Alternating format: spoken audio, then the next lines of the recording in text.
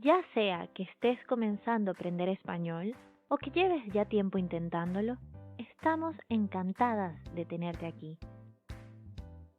No te preocupes, sabemos que el español puede ser un dolor de cabeza, que los hispanohablantes vamos muy rápido y que tenemos demasiadas palabras cortas. Créeme, nos lo han dicho muchas veces, pero no te preocupes, aquí estamos para ayudarte. Lamentablemente, no tenemos fórmulas mágicas para que aprendas a hablar español en solamente 30 minutos, pero vamos a ayudarte a obtener los building blocks necesarios para que puedas hacer tus propias oraciones.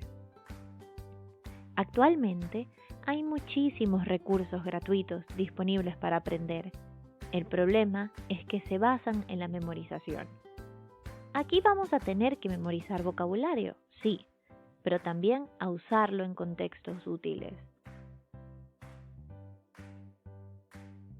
En este curso aprenderás parte de la gramática del verbo to be, los pronombres personales y posesivos, algunas preposiciones, hablar de ti mismo, decir de dónde eres y cuál es tu profesión, los números, decir la fecha y hora, y vocabulario sobre ciudades, países, lugares en general, profesiones y la familia.